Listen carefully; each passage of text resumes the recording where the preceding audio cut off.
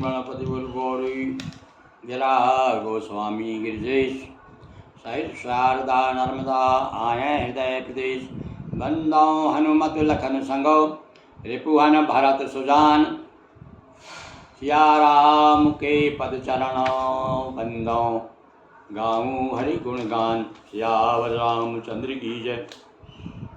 हाँ, रामचरितमानस के नियमित श्रोताओं, मनु शत्रुपा तपस्या कर रहे हैं। कहाँ कर रहे हैं भाई?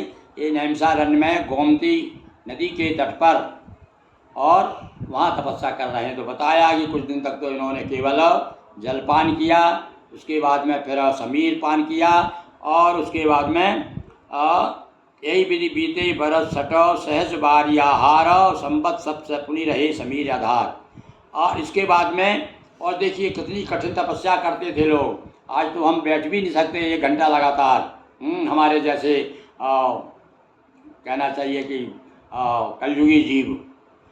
किंतु देखिए क्या लिखा है, बरस सहस दस त्याग्यो सोई और ठाड़े रहे एक पद दो, हवा भी छोड़ दी जल भी छोड़ दिया।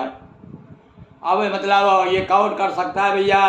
ये पूरा विधान है जिसको मालूम है कि अपने जो प्राण को ये ब्रह्मांड जिसको कहते हैं यहाँ पर वहाँ चढ़ा लेता है, तो फिर उसको ना तो हवा की ज़रूरत होती है और ना उसको पानी की ज़रूरत होती है। भोजन तो पहले छोड़ ही दिया उन्होंने।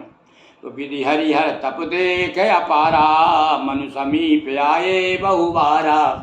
अनेक बार में जब देखा कि विधाता ने हरिहर विष्णु ब्रह्मा विष्णु महेश तीनों, अब यहाँ भैया ब्रह्मा विष्णु महेश तीनों से जो परे हैं, ये उनकी बात है, उन परम ब्रह्म की बात है, जिस महाशक्ति से, जिसे हम परम ब्रह्म कहते हैं, महाशक्ति कह सकते हैं, जिनसे कि उपजई जासु वंशते नाना है, शिव ब्रह्म से विष्णु भगवाना। तो ऐसे जब तपस्या कर रहे थे तो तीनों वहाँ करके कई बार चले गए, पर वो इनकी समाधि नहीं खुली, ना इन्हें कुछ मांगा।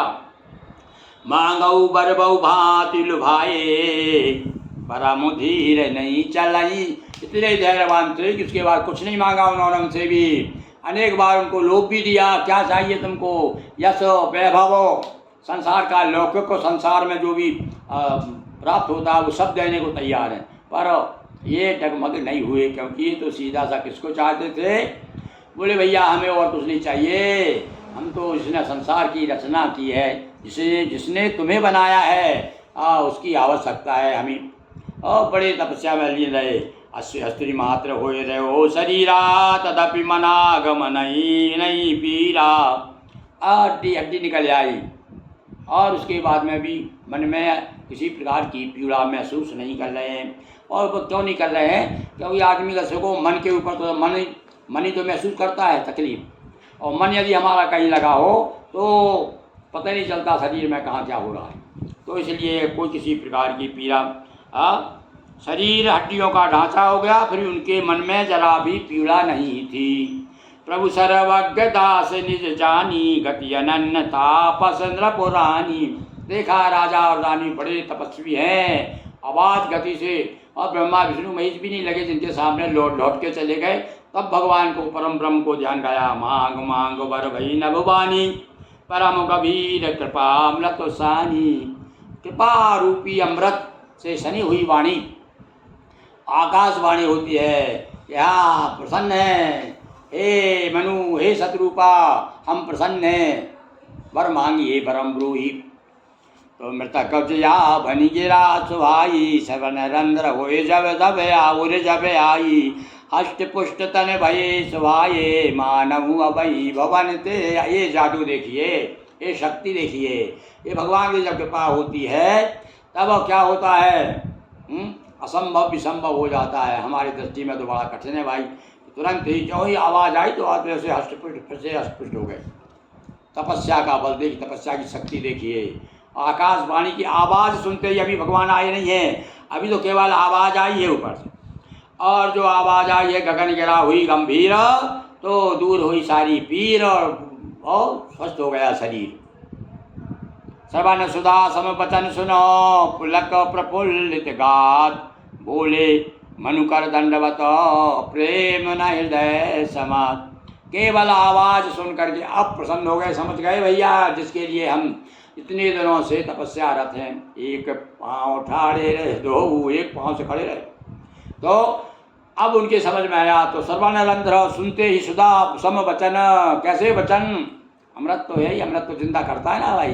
तो अब वाणी जो है तो वो अमृत थी। तो जो ही आकाशवाणी हुई तो तुरंत सारी पैसे जैसे मानो अभय भवानी से आए, मानो अभय अभय घर से आए हों। बोले मनुकर दंडवत, और हाथ जोड़ करके अब दंडवत की उन्होंने।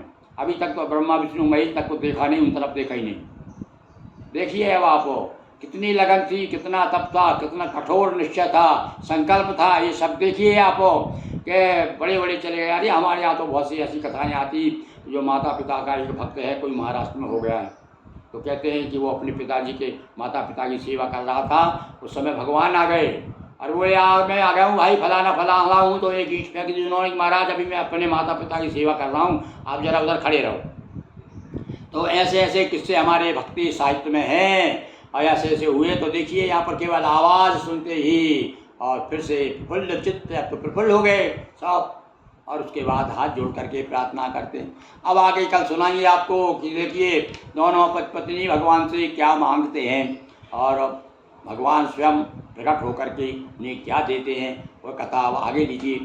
तो अब ये मन शत्रुपा के कारण भगवान राम का अवतार हुआ है, ये कथा ये आगे आगे। इसके बाद फिर एक कथा और सुनाएंगे भाई, वो है प्रताप भानु की कथा। चलिए आज हम यही समापन करते हैं। अब बोलिए हमारे साथ में, बोलिए सियावर रामचंद्र की जय, तपस्वी मनु शत्रुपा की जय। हमारे पुरखे जो है मनु शत्रुपा हैं, उनकी जय जयकार करते हुए आज का कार्यक्रम समाप्त करते हैं। नर्मदा मैया की जय, अखिलेश्वर महादेव की जय, हर हर महादेव शंभो।